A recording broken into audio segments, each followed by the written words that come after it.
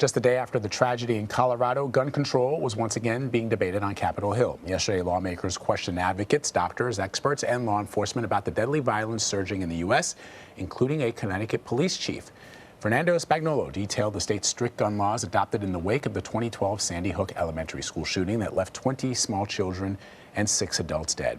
It happened in Newtown, just 20 miles away from Spagnolo's jurisdiction. The events of that day and the loss of those young children and their teachers shook this nation to its very core. As chief administrator of one of the largest police departments in the state of Connecticut, the gun violence that I am most familiar with rarely makes national headlines, but it is just as consequential to the people that it affects. The toll of daily gun violence that disproportionately affects black and brown communities in cities like mine across this country is a serious problem, and it requires serious solutions. And Chief Spagnolo joins us now to talk about this. Chief, thanks so much for being with us. So detail for our viewers what the state of Connecticut has done in the wake of the horrific shooting at Sandy Hook. Thank you for the opportunity to be here this morning. So after the horrific incident in Sandy Hook, members of Connecticut, our residents here, worked with our legislative body to take a look at the gun laws that existed and had an opportunity to strengthen them.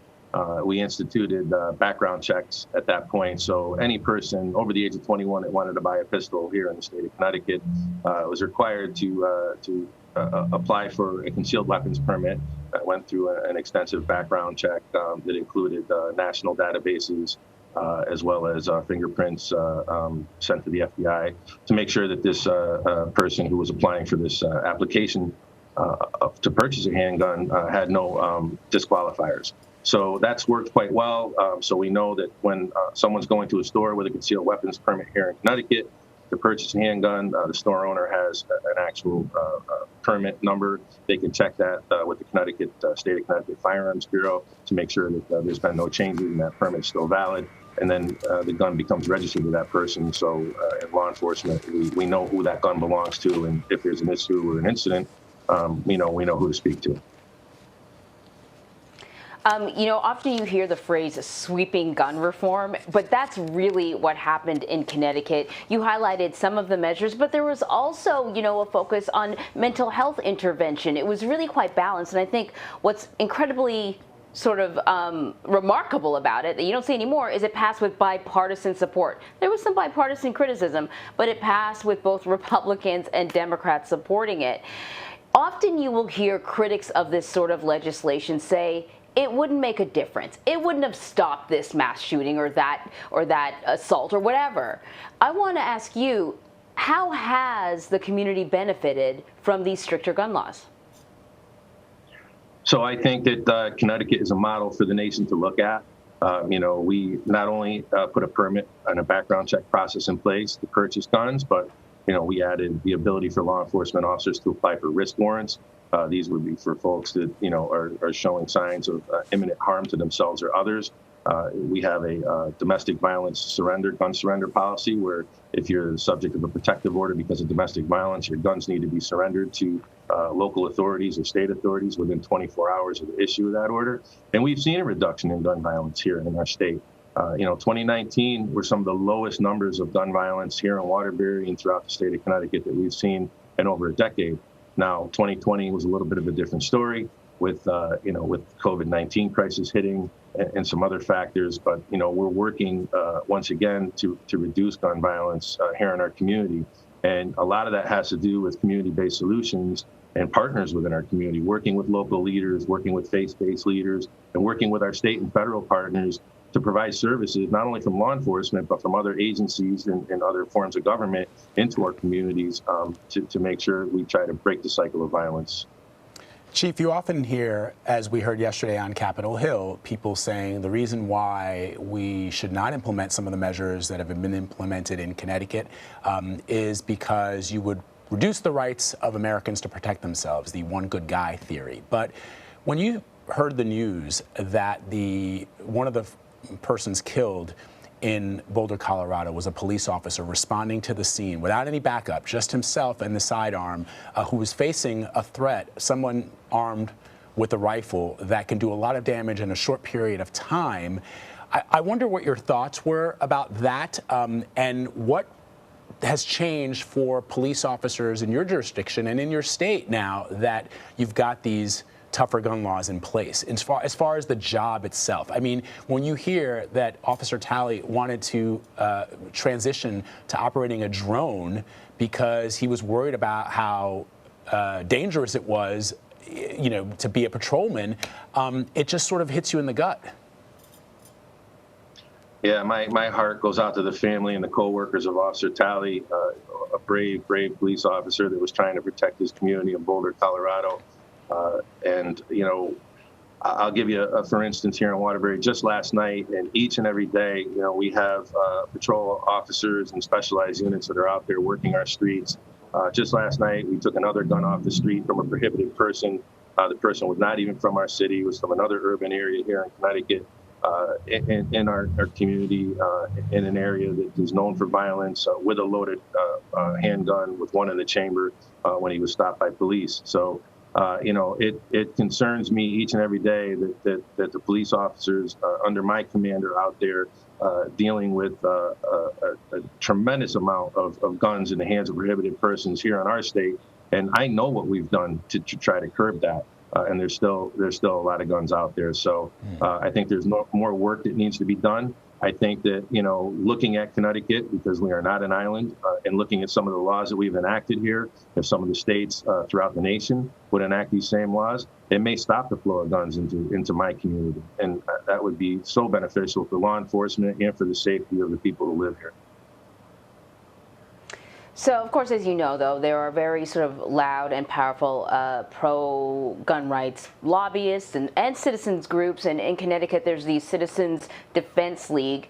And the league is adamant that states should have gun laws that are more representative of their own culture. I presume that part of their argument is that in Connecticut, there is a gun culture, people hunt, and, you know, this shouldn't be sort of a one-size-fits-all approach to gun legislation. What's your response to that?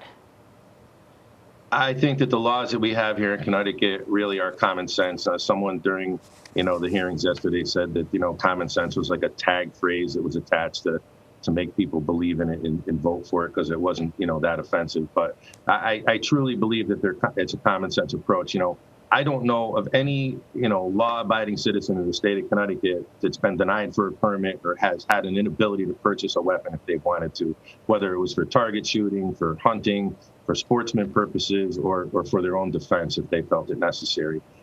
You know, so I think having a background check, I don't know many folks that I speak to, you know, throughout my community and frankly throughout the country, my colleagues at different training seminars, they would disagree that it's a great idea. It's such a beneficial help to the law enforcement community and to the community at large to have someone go through a background check before we put a weapon in their hands. I mean, it just makes total sense. Chief Vice President Kamala Harris was on CBS this morning earlier today. I want to play a little bit of what she had to say. I actually thought that Sandy Hook would have been the thing that moved Congress. When 26 and 7-year-old babies were slaughtered, and they did not act. And they did not act. It is time for Congress to act and stop with the false choices. This is not about getting rid of the Second Amendment.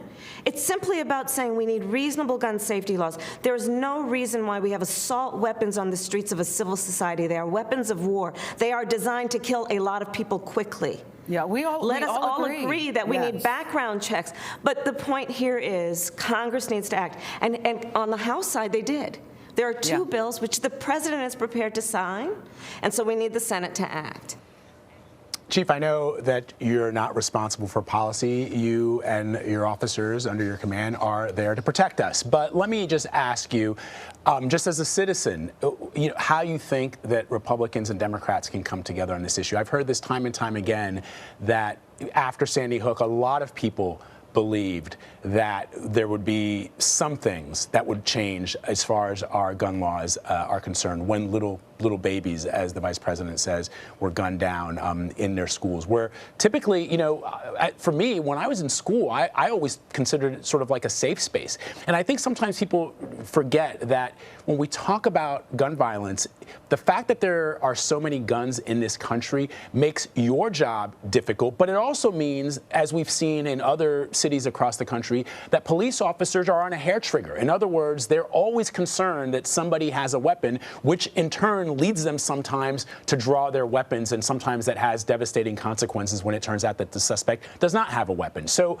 all these things are sort of intertwined, and we keep talking about them as if they're separate, as if what happened in Sandy Hook is different from a police officer who draws his weapon thinking that a suspect has a weapon, but turns out that they don't have a weapon. I mean, so how can that message get to our lawmakers?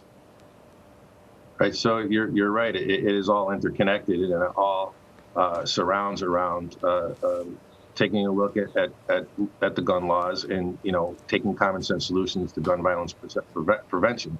And, you know, you asked me as a citizen, I'm very comfortable and confident knowing that, you know, in my state, in my community, that if someone is in crisis, if they pose an imminent risk to themselves or others, you know, law enforcement, you know, with the due process application, can temporarily remove those guns from that person and have a hearing, you know, in front of a court through the court proceedings, you know, with the rules of court hearings, and determine whether those guns can stay in that person's possession or not. I'm confident to know that, you know, anyone that is a victim of domestic violence and reports that to police, or that information is reported to police, that the suspect of that domestic violence will have his gun surrendered or her gun surrendered to local law enforcement or state law enforcement while that case is adjudicated. And I'm really comfortable and confident in knowing that people that are purchasing guns in my state go through a background check and are qualified and have some training and have to prove that before they get this permit and before they purchase that weapon, so they understand how the weapon works and how to operate it safely. That makes me very comfortable knowing that there are gun owners in my state like that. And I think that these common sense solutions, if adopted nationwide, would certainly benefit law enforcement, and they would make it a safer community here and in other cities around the country. Chief Spagnolo, thank you so much. Thank you.